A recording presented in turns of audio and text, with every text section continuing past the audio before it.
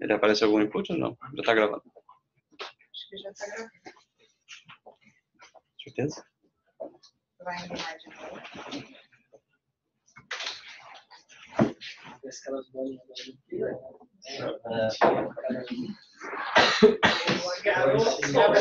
Nossa, maravilhoso. Não tem ninguém conectado lá. Isso aí, vamos lá. Vamos começar porque está na hora, hein? 9 horas em ponto. Bom dia, pessoal. Bom dia. Quem não me conhece, aí tem um pessoal novo, né? Meu nome é Wagner. Trabalho no CITIR aí tem um pouco mais de um ano. Estou no time da Elo, né?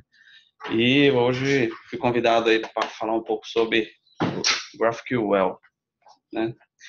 Quando eu entrei na Sensidia, fui convidado para participar justamente conhecendo esse cara aqui, que eu também não conhecia. Entrei e comecei a trabalhar com ele. O GraphQL, basicamente, ele é uma query language. Próximo ali a gente pode fazer uma semelhança junto com o SQL para banco de dados, né? Ela é principalmente para consulta de dados em APIs. Ele foi desenvolvido pelo Facebook e ele serve como um motor de busca ali para queries, onde você, com base num esquema de dados tipados, e aí onde você define esse esquema, que seria o seu contrato ali, que faz garante para você o que você vai buscar. E com o GraphQL, você não fica preso a um banco de dados específico, uma tecnologia específica de armazenamento de dados. Então, você consegue acoplar ele com qualquer banco de dados e também com qualquer APIs. Ele foi feito principalmente com APIs, mas dá para trabalhar diretamente com banco de dados também, tá? E falando um pouco mais de GraphQL, se a gente pensar mais alto nível, ele é apenas uma especificação. Então, você não fica preso a nenhuma tecnologia para poder utilizar ele, né? Você não fica preso em nenhuma tecnologia específica. Você, com base nessa especificação, em qualquer linguagem que você tenha conhecimento, que você tenha mais facilidade, você consegue implementar um back-end, um motor que a gente chama em GraphQL, né? E, como eu falei aqui, muitas linguagens de programação têm suporte para GraphQL, e aqui tem uma lista das principais, né, as mais populares. A implementação default dele, a principal, é em JavaScript. Então, todas as novas features o Facebook lança em JavaScript, e aí os demais times de suporte das outras linguagens vão incorporando em suas bibliotecas essas novas features com o passar do tempo, tá? E aí a gente tem uma lista, as mais populares hoje, né? C Sharp, Clojure, Elixir eu nunca vi, mas Erlang, Go, Groove, Java, JavaScript, PHP, Python, Scala e Ruby, né? No time da Elo a gente usa Node.js para fazer a parte do motor JavaScript, mas a Sensidia tem um projeto aí de aceleradores que tem um back-end para GraphQL sendo feito em Java. Depois a Ana pode compartilhar isso aí com o resto do time, para o resto da empresa, para poder ter mais conhecimento com ele. E basicamente o GraphQL tem duas operações principais, chamada queries e chamada mutations, né? E falando um pouco aí sobre esses caras, query, comparando com o REST, ele é para você obter dados, para você fazer uma consulta. Se você não especificar, se você monta uma chamada GraphQL e não faz uma especificação do que você quer, por default ele assume que você está fazendo uma query, como se fosse um GET. É o default das chamadas dele, né? Então, ele garante que tudo que você pedir é o que você vai receber de informação de volta, né? Então, o GraphQL, ele tem ele garante, baseado no esquema, que é o contrato que você define antes de fazer as suas chamadas, que aquilo que você pediu é aquilo que você vai receber. Diferente do REST, que você, por exemplo, se você tem um payload de uma determinada consulta com 20 atributos, toda vez que você faz um GET, por exemplo, por ID para um determinado recurso, você sempre vai ter aqueles 20 atributos como retorno daquela chamada. No GraphQL, você consegue reduzir esse payload de dados. Então, batendo num único endpoint, você consegue limitar apenas o que você quer. Se você não precisa dos 20 atributos como retorno, você precisa de apenas um, você consegue falar. Eu quero uma query para esse objeto, que é esse tipo, eu quero apenas esse atributo. né? No REST, a gente consegue fazer isso também. Só que aí demanda de uma implementação de uma inteligência do lado do back-end para você usar, por exemplo, um Expanse da vida lá. Falar assim, eu estou batendo nesse recurso, mas eu quero essa informação, mais essa informação, mais essa informação. E no GraphQL você não precisa fazer isso, porque ele já traz por default esse controle, essa análise para você. Tá? Falando ainda de queries, da obtenção de dados, em uma única chamada que você faz num GET, por exemplo, você consegue fazer com que você tenha resolvers para cada atributo, se for a sua necessidade.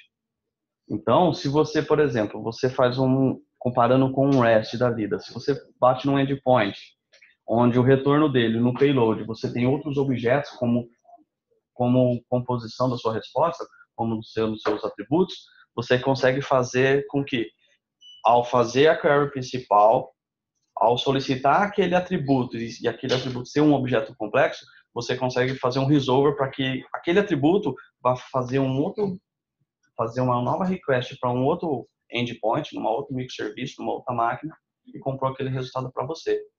Então, você consegue trazer uma resposta, uma única chamada, você consegue ter uma variada gama aí de outras requisições, se for necessário. E, diferente da query, você pode ter a necessidade de querer persistir dados. Então, você fazer um insert ou um update dos seus dados que você já tem na base, e essas operações aí, elas são conhecidas no GraphQL como mutações, né, mutations. Então, você tem as queries para poder consultar, e você tem as mutations para poder alterar. E, basicamente, é ele. O GraphQL tem um outro recurso, que não está mencionado aqui, que se chama, como que é? O Subscription. O Subscription, ele mantém uma conexão ativa, lá TCP, e sempre que tiver uma alteração na outra parte lá, ele notifica de volta, né? Então, só que para não estourar o tempo hoje, eu não vou falar sobre esse cara, e aí fica a sugestão para um Lightning Talk falando só sobre Subscription do GraphQL. E, como eu falei antes, o GraphQL faz uso de esquemas e tipos. O que são esses esquema e tipos? Esquema é um contrato que onde você define os seus tipos. Então, como você está construindo uma engine ali, um motor, para fazer uma consulta numa API, você vai precisar definir quais são os objetos que essa API devolve para você. Então, ela pode devolver para você um objeto complexo lá que tem um inteiro, um string como resposta, e aí você vai falar lá, eu tenho um retorno que eu vou chamar aqui de pessoa, e essa pessoa tem um ID que é string, tem um nome que é string, e essa pessoa tem um produto, um atributo que se chama produto, que é de um tipo produto. E aí você tem a definição desse tipo produto nesse mesmo esquema também. Por que ele tem esse esquema? Justamente por conta da validação. O GraphQL, por padrão dele, ele valida todas as suas chamadas antes de ela ser executada. Então, se você, com base nesse contrato que você definiu, antes de você iniciar a aplicação, você fez uma chamada e vai falar, essa consulta, essa query que você está fazendo, ela pode ser feita? Ela está definida dentro do contrato como um tipo a ser realizado? Se tiver, ele valida inclusive os seus objetos de retorno e os seus atributos. Aí, se você pedir um atributo que não está definido naquele tipo, ele não vai nem chamar. Ele vai falar assim, opa, a sua consulta aqui, a sua query está inválida, porque você está pedindo um atributo que não existe no seu tipo. Aí você tem que alterar o seu contrato lá para poder conseguir passar esse cara. A execução, né? Após passar pelo processo de validação do contrato, se tiver tudo ok, o seu motor ali, a sua aplicação GraphQL vai comunicar com o seu back-end ou com o seu banco de dados lá e fazer a execução da consulta e montar a sua resposta para devolver com base no seu contrato, e esse retorno, por padrão do GraphQL, hoje em dia é JSON. Ele devolve um JSON para você. E aqui tem um exemplo, né, de uma consulta em GraphQL, né? Onde aqui é possível ver que ele está fazendo uma query, essa query se chama bin, essa query bin tem um argumento chamado number, que recebe uma string aqui, e quando ele executar essa consulta, eu estou pedindo como retorno dele um atributo chamado number, um atributo chamado funding e um atributo chamado product. Só que esse product ele não é um atributo simples, ele é um outro objeto que, por sua vez, ele tem um atributo name, tem uma série de outros atributos aqui, inclusive outros objetos complexos com outros atributos, mas eu limitei a esse cara aqui para poder apenas demonstrar. Então, quando você faz essa chamada, o motor GraphQL, o que ele faz? Hoje, na Elo, ele bate num microserviço chamado MSBin, e aí ele faz a consulta dessas informações. Então, ele tem lá o number do bin, o tipo dele, e aí ele tem um ID ligado a um produto. E aí o que acontece? Quando volta para cá, esse cara bate num outro endpoint, que é uma outra API, para poder, com base no ID do produto, pegar os dados do produto lá que você pediu. Então você consegue bater em vários endpoints diferentes numa única chamada. E, para mais informações, tem um site oficial e um site que eu gosto de seguir, que é o GraphQL Weekly News. É um site que semanalmente solta notícias sobre o GraphQL. Novas features, bug fix e por aí vai. E é isso aí. Deu tempo? Deu 11 minutos.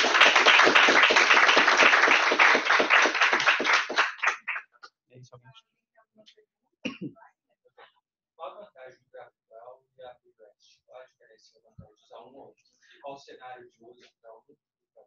O GraphQL ele foi feito principalmente para aplicações móveis.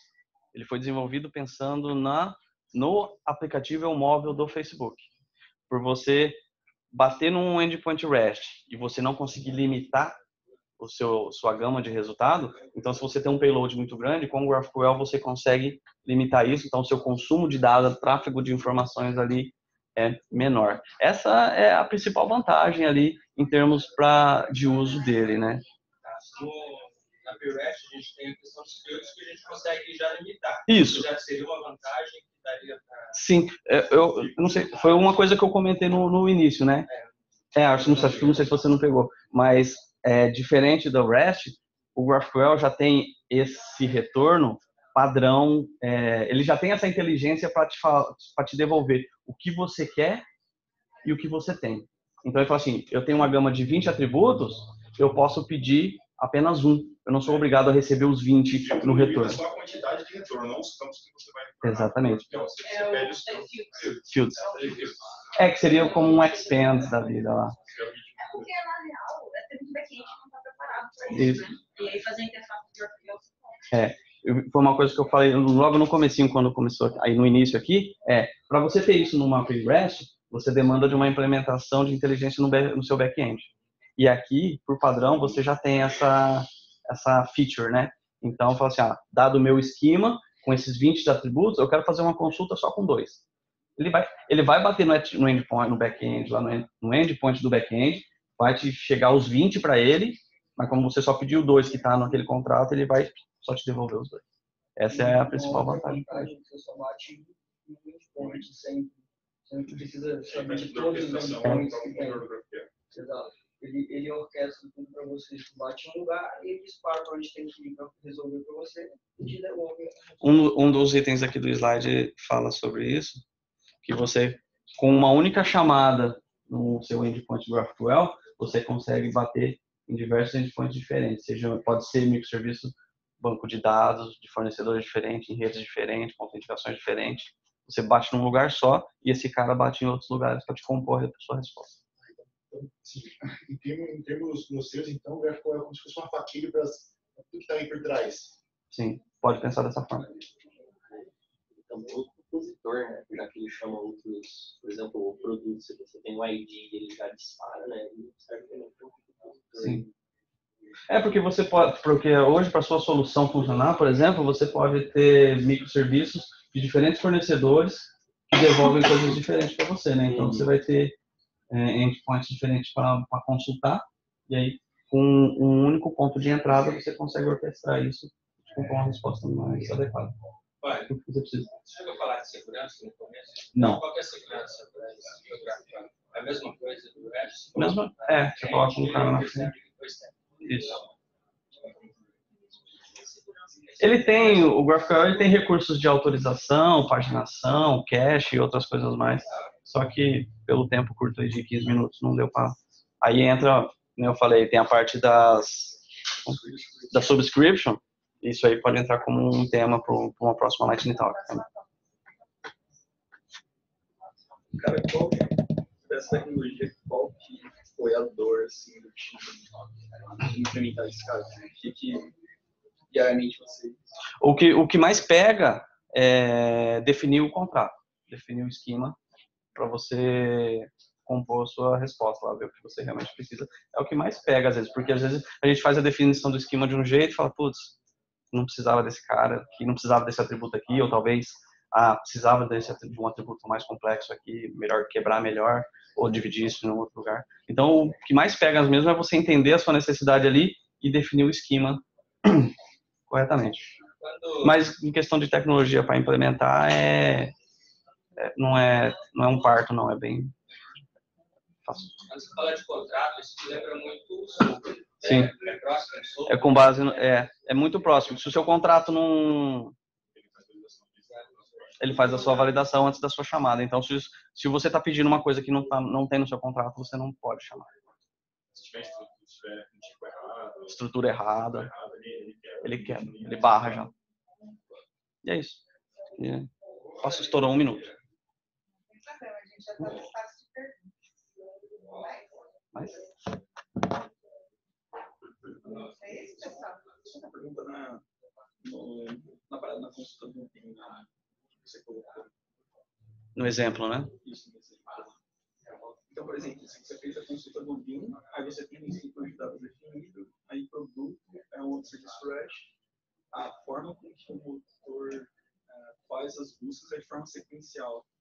Por exemplo, fez uma consulta. Dá para fazer, ele pode funcionar síncrono também. Você pode disparar lá e splitar a sua chamada e você só espera voltar a resposta. Se não voltar nada, existe a questão de como é que fala? Obrigatoriedade do atributo. Né? Então, o atributo pode ser obrigatório ou pode não ser obrigatório. Então, dada a sua resposta lá, você vai quebrar porque você está esperando uma resposta de um cara que tem que ser obrigatório, mas está nulo. Né? Aí ele quebra para você. O produto, naquele caso ali, ele depende do BIM. BIM. Então, você poderia disparar tudo ali assíncrono, porque você já tem o número do BIM na entrada, tá vendo, né?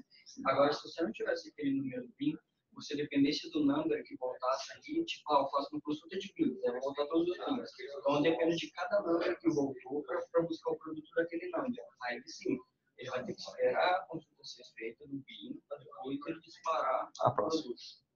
Mas nesse caso... Isso. Ao mesmo tempo, você pode consultar a BIM, pode consultar a pessoa. Não tem relação nenhuma, ele vai no back-end. Exato, igual o produto ali, ele pode disparar também de cara, porque você já tem um number ali, pode. Mas outras coisas que são, igual o Estrada falou, separadas, você está consultando além de BIM e informações de usuário. São coisas totalmente diferentes. Então, dispara assim para o outro. É bem rápido, cara. Se você pegar as consultas monstros, é bem rápido. A maioria das coisas é assim. A sua page da ela está tudo com a baixa de licença. O motor não é o gargalo. Aí, por exemplo, se você bate um endpoint fora que é zoado, aí o erro sob efeito cascata. Então, aí você entra na visibilidade do seu atributo, né? Se ele é um cara que não é obrigatório, você bateu lá, demorou para responder ou não respondeu, você joga nulo para aquele cara e ele segue. Depois você se chama de novo. Agora, se ele for obrigatório na sua resposta vai quebrar. Aí você fala assim, ó, não posso devolver o BIM porque o BIM tem um atributo que é obrigatório e eu não consegui. Ele devolve o resto da resposta aí. Sim, todo o restante vem populado, mas esse cara aqui vem com um erro. A menos que o BIM ali fale que o produto não pode ser nulo. Se ele falar, ó, lá no esquema tiver definido que o produto não pode ser nulo, aí ele vai quebrar o BIM. Agora, se o produto pode ser nulo, mas o name do produto, por exemplo, não pode ser nulo, aí vai vir ali um produto só zoado, o produto vai ficar nulo e o resto vai ter informação. Tudo que ele conseguir resolver, ele vai te trazer. Ele não vai quebrar tudo por conta de uma informação. Vai. Mais uma questão, mas voltando, antes dessa discussão, voltando na questão de contratos. Claro que a vantagem do GraphQL é você ter um único endpoint que você faz tudo que tem. Como o chamador sabe todos os recursos que tem disponíveis, você tem um contrato. O GraphQL tem um recurso de introspecção. Né? A introspecção, ele te mostra todas as possibilidades de consulta e mutextos que você pode fazer. Consultas para poder obter dados e mutextos para poder persistir dados. Essa introspecção seria uma documentação, alguma coisa, ou você faz uma chamada, você pode todas as possibilidades serem... Exatamente. Você pode fazer, se você depender, no caso você está desenvolvendo uma aplicação, você pode, dependendo do ambiente que você vai chamar, por exemplo, a gente usa o Insomnia. O Insomnia, ele faz a introspecção do endpoint GraphQL, e aí você dá um control espaço lá, que é um completar dele, e ele te mostra todas as suas consultas. Se você usar a ferramenta que chama GraphQL, que o próprio GraphQL dispõe para você fazer as suas consultas, na aba direita lá ele tem uma questão, a parte de documentação.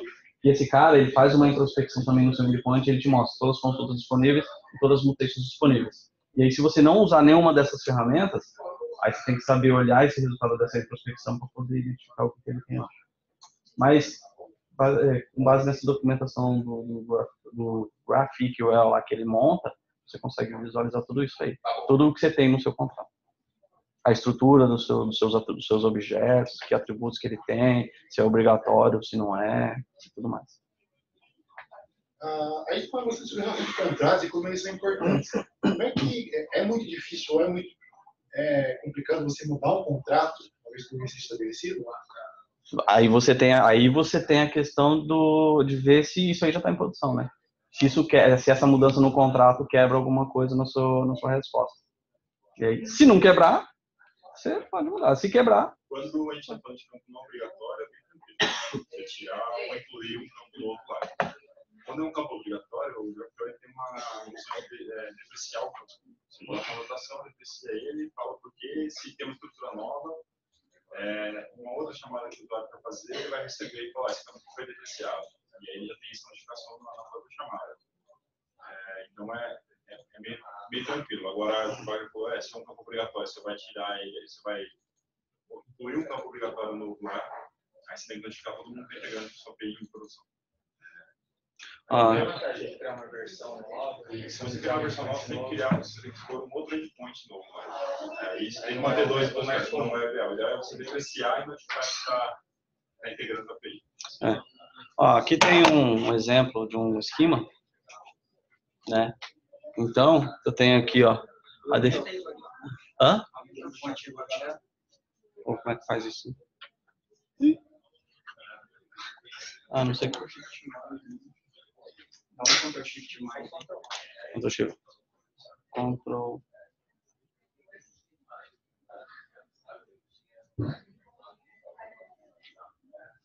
Tá bom? Então aqui, ó. Aqui, isso aqui é um contrato, um esquema para GraphQL do projeto dos aceleradores. Tá? Então aqui eu tenho definido, por exemplo, um input, que eu chamo de counter input, e esse input ele tem 3 atributos aqui, ó. Um name, um full name e um alpha code, que é do tipo string. Esse cara aqui é um objeto de entrada para uma consulta. Aí eu tenho outros tipos. Eu vou lá embaixo onde ele é usado, né? Aqui. Então, a definição do contrato, ela é texto puro aqui para você poder entender isso de forma bem simples, né? E aí eu tenho um outro tipo aqui, ó, que é o tipo country. O tipo country, ele tem os seus atributos, tá? Né? E aí no final dele aqui eu tenho a consulta, né? Então eu tenho um tipo aqui falado query, onde aqui dentro eu tenho todas as consultas disponíveis dentro do meu motor. E aí como que chama essa minha query? Chama country. E ela recebe como parâmetro de entrada um counter input, que vai servir como filtros para eu poder consultar esse cara. quais são as opções de filtro nesse cara aqui? Tá lá, são os atributos desse objeto. Tá lá no comecinho. Então tem o nome, full name e o alpha code.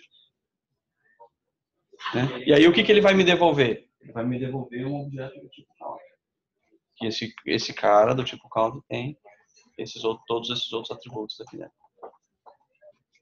Lá no GitHub da Sensidia tem no projeto Aceleradores tem a aplicação Java funcional com isso aqui. Então é só clonar, dar o run com Java com Spring Boot. Ele roda bonitinho. E é isso. Bom, a gente estourou o nosso tempo. Se vocês tiverem mais perguntas para fazer para o Wagner, procurem por ele. Manda e-mail, chama no Slack.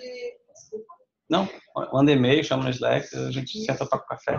Pessoal, também tem iniciativa Aceleradores, tá? Que pode não tal, o Leandro tal, o Strada tá, o pessoal da Natura também. A gente vai soltar o material esses dias, então os meninos fizeram motor em Java, em Node, então tem bastante código e bastante escrita bem bacana, tá? Se vocês quiserem dar uma olhada lá depois, muito bom. Ganha? Isso aí, valeu.